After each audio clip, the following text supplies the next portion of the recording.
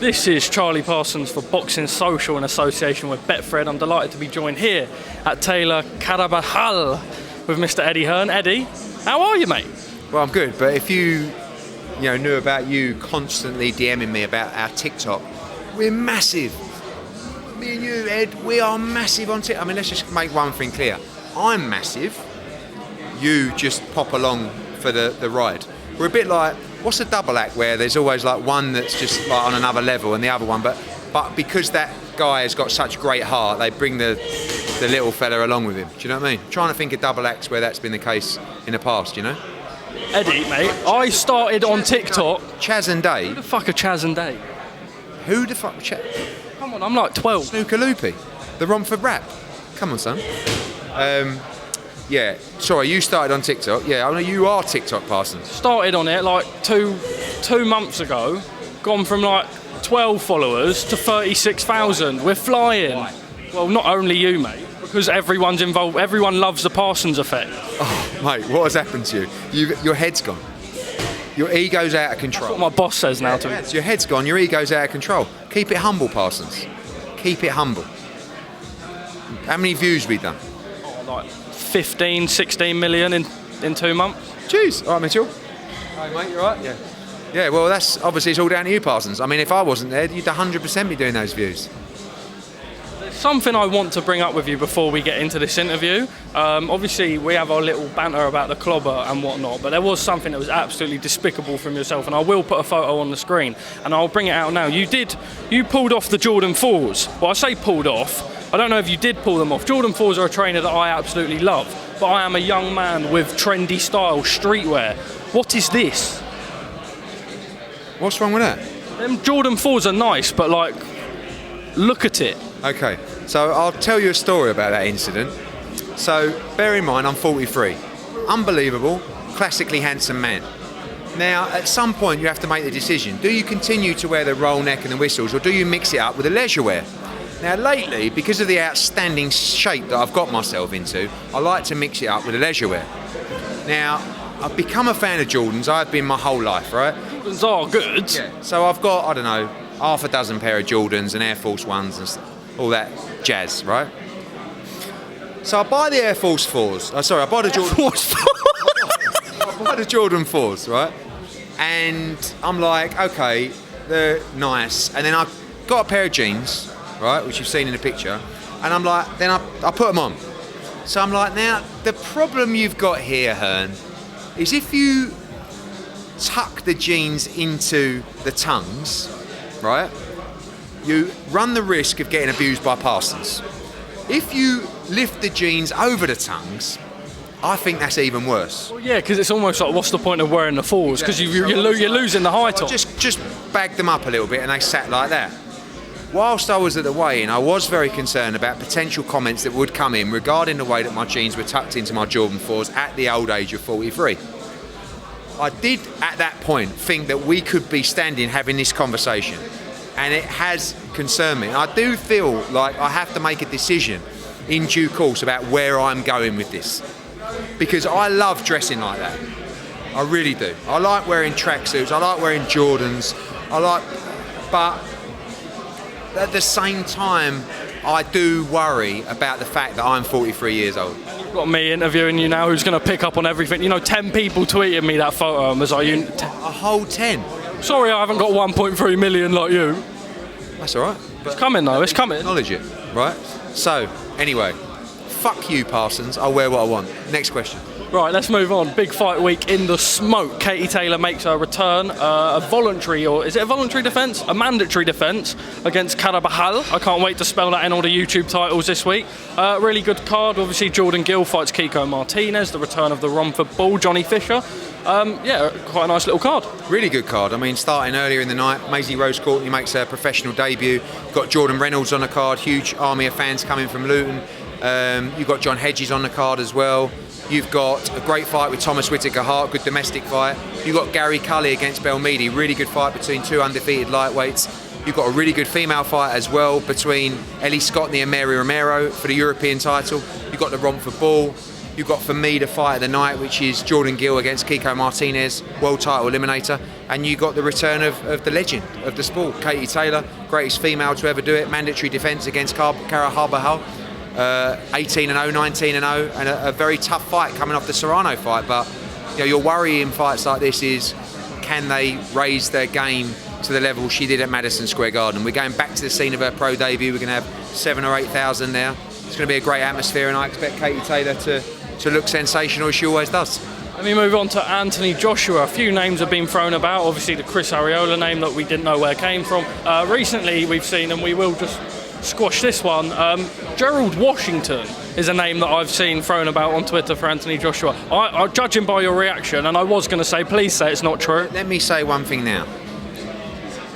We have never had one conversation about the Chris Arreola fight, right? So this came out across social with people saying, him saying, I'm in negotiations for the Anthony Joshua fight.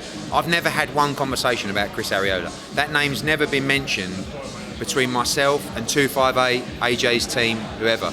And then he came out and said, no, Eddie's lying, we are in negotiations. I'm not.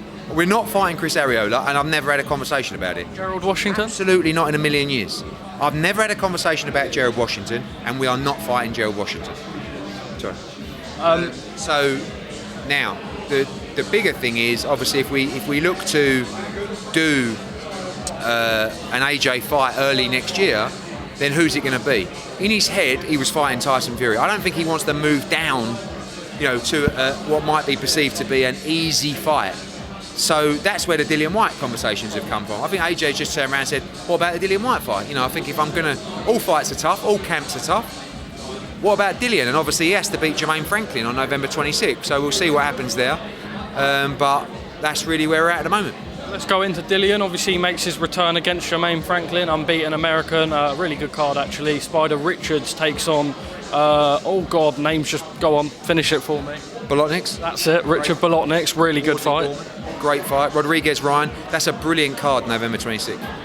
Have you doubly stacked it because of the clash that you have with Queensberry that night? No, not really. I mean, firstly, obviously, whenever Dillian Whyte fights in London, it's a big night. But to add Wardley Gorman on there, fantastic. And obviously Craig Richards as well, coming off a Fight of the Year contender against Bolotniks, who's an absolute savage. It's going to be a brilliant fight. Sandy Ryan in a great fight.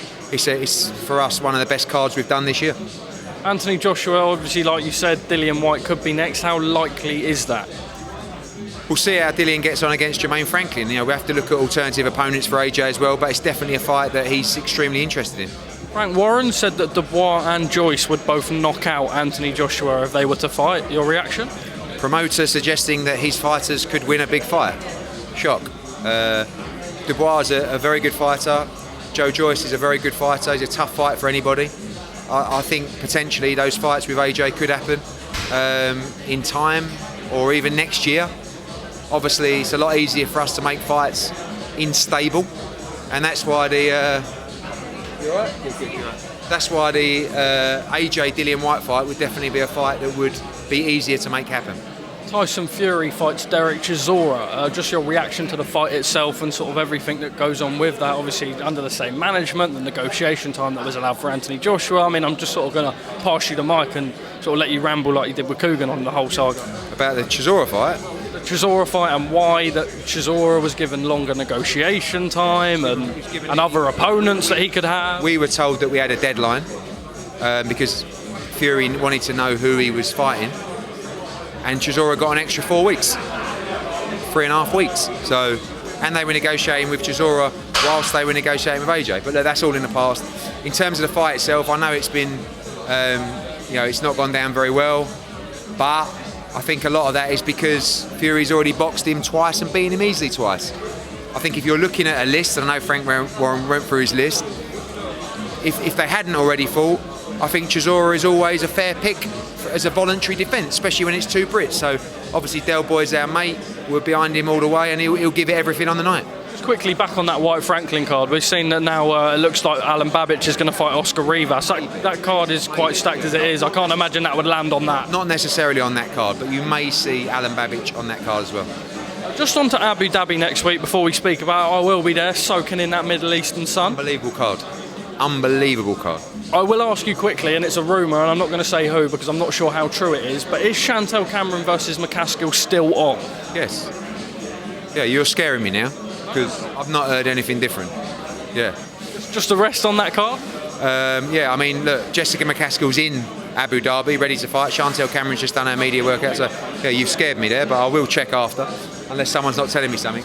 But that card, unbelievable. I mean, Bivol against Ramirez, unbelievable fight. Chantel Cameron against Jessica McCaskill, undisputed championship, unbelievable fight. What about Zelfa Barrett? Gets his chance to become world champions against Rakimov, Galal Yafai, Cal Yafai, Campbell Hatton, Akib Fiaz, and more. It's a massive, massive card, Abu Dhabi, and looking forward to it. That brings me on to Saul Canelo Alvarez. Where are things at with that? And obviously, I imagine the winner of that fight, or rematch with Bivol regardless, or really more about the Bivol victory if it comes. I mean, he wants obviously Ramirez to win, being Mexican, but he also wants to avenge the defeat against Dimitri Bivol. So big fight, and we'll see what happens at the end of it.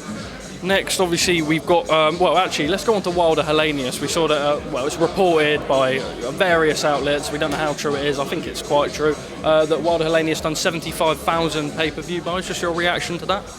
It's, you know, it's obviously financially a disaster, but it wasn't a massive fight. I don't know, Parsons, I think that we're approaching a time around the world where people are, you know, spending their money more wisely. Maybe, and obviously the pay-per-view price point in America is expensive.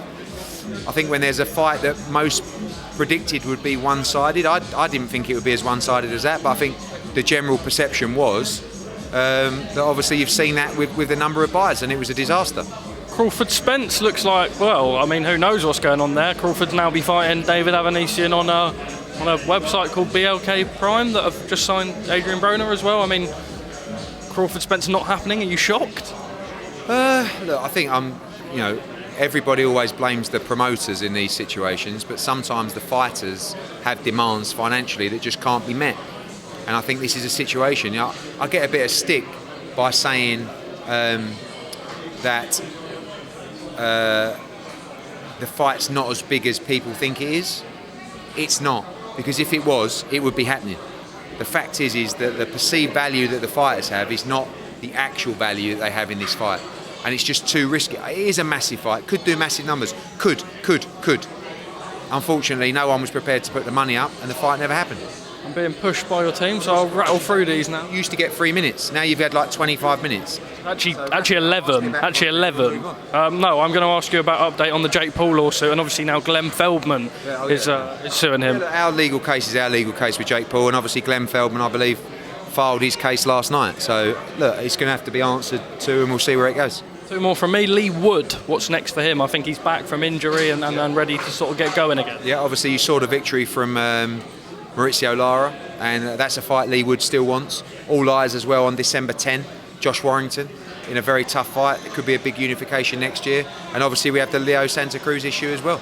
Is it true Conor Benn is going to address the media this week? Yes, it is. He's already started doing that, and you'll see full statements for him shortly. Where are we at with things now? Because he's going through a legal process in terms of, you know, hearings and so forth. He wants to address the public this week, and it's over to him really. You know, he's got a big fight to undergo now to try and prove his innocence. He's going to have to go through a process, a hearing, and they will decide whether he receives a ban or he's innocent, guilty, whatever. But that process has to be undertaken. When will the B sample be released? Obviously, you said to me that 99.9% chance of B is the same as the A, but when will it be released? I believe that Conor Benn's handed that. I believe that has been requested, and I believe that will be part of his statement in due course. And then obviously, so does that mean, obviously you say legal proceedings are unfolding and he's going to address the media this week? Will we have a definite answer as to what's going on this week? How much longer can we expect on this whole thing unfolding? I have no idea how long the hearing's going to take, but the most important thing for me is that there is a hearing, because ultimately some people have already made their mind up about the case without even knowing anything about the case. But the more that case is available to the public, to the media, we can start to move on, go through the process. Innocent, guilty, receive a ban, whatever it's going to be, let's get on with it. Finally, I know you were on TalkSport this morning. A lot of people are asking for you to speak to Simon Jordan. Will you be speaking to Simon Jordan at any point? I haven't been invited to go on that show. I'm not saying I would go on that show, but I was asked by Laura Woods and the Breakfast team to go on a breakfast show. and I did it. You know, I don't really appreciate Simon Jordan's comments, but look, you know, he's a guy that is now paid to be controversial. I think he's very good at his job, actually, in a lot of cases. I watched his stuff with Souness the other day, but you know, I went on and went on TalkSport, saw Laura Woods. Don't rule out going on with Simon Jordan at some point. Eddie Hearn. Some of his comments are a bit harsh, but it's life. Eddie Hearn, thank you for speaking to me at Boxing Social.